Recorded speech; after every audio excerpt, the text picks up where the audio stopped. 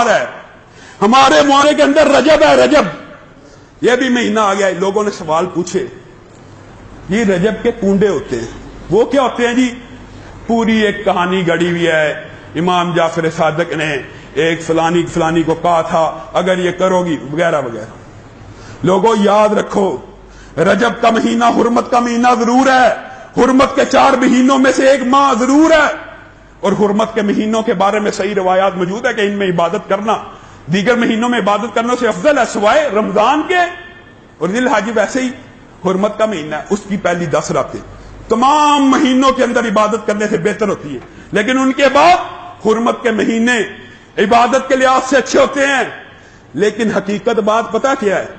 ایک بات, ایک کلیہ پہلے یہ یاد رکھ لیجئے کہ رجب کی فضیلت کے حوالے سے جتنی باتیں نبی کریم صلی اللہ علیہ وسلم کے ساتھ منسوب کی گئی ہیں سب جھوٹی ہیں, سب غلط ہیں, سب من گڑت ہیں, سب نبی کریم صلی اللہ علیہ وسلم کے اوپر بہتان باندھ رہے ہیں. شریعت کے اندر کسی چیز کو ایجاد کرنے کے لیے بدترین قسم یہ ہے کہ بندہ یہ بات کہ یہ کام نبی کریم صلی اللہ علیہ وسلم نے کہا تھا. بدترین جھوٹ کی قسم یہ ہے, بدترین.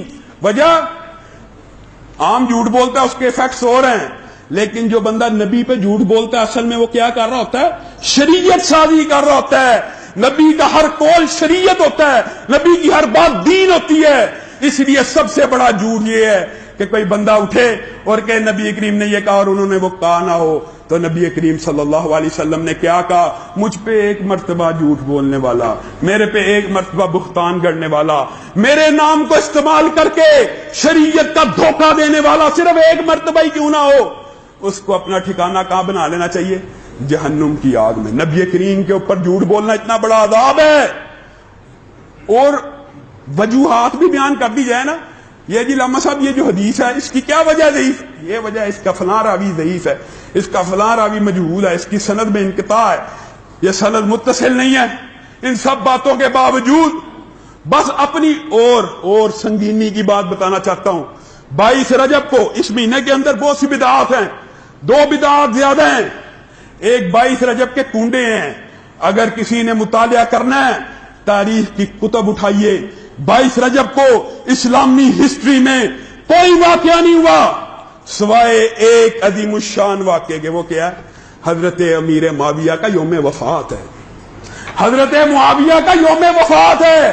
اس کے علاوہ پوری اسلامی تاریخ کے اندر کوئی ایک مشہور واقعہ 22 رجب کے اندر اگر ہوا ہمیں دکھلائیے. یہ کنڈے بھی اصل میں حضرت امیر معاویہ کی وفات کی خوشی میں ہمارے رافضی لوگوں نے ایجاد کیے تھے. جب کوئی دلیل نہ ملی تو امام جعفر کی طرف سے اس کے فضائل منقول کر دیے. لوگوں یہ ہو سکتا ہے وہ دین جو مکمل دین ہو, وہ دین جس کی راتیں نبی کریم کے صبح کی طرح روشن ہے, جس کی صبح سورج کی طرح روشن ہے, اس دین کے اندر نبی کریم آپ سے اور مجھ سے کوئی بات چھپا جائیں, آپ کو اور مجھے اطلاع نہ کریں.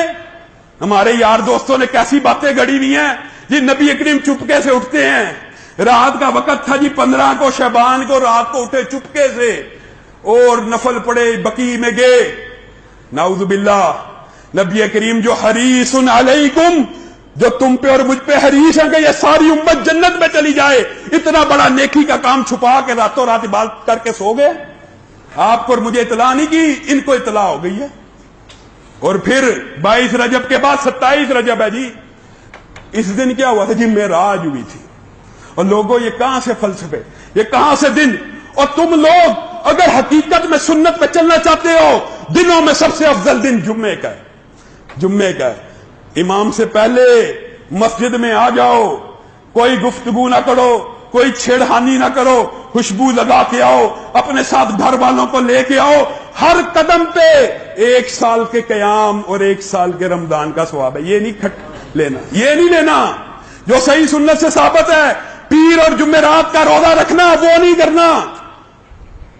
جو رمضان سب سے افضل ہے, جو ذی الحج کے 10 دن ہیں ان میں عمل نہیں کرنا. جو بات من گڑت مولوی پیر نے بتا دی ہے 27 کو یہ عبادت کرو گے, نبی کریم معراج پہ گئے تھے, یہ ہوا تھا, وہ ہوا تھا. پہلی بات تو یہ ہے کہ معراج کی تاریخ بھی ثابت نہیں ہے.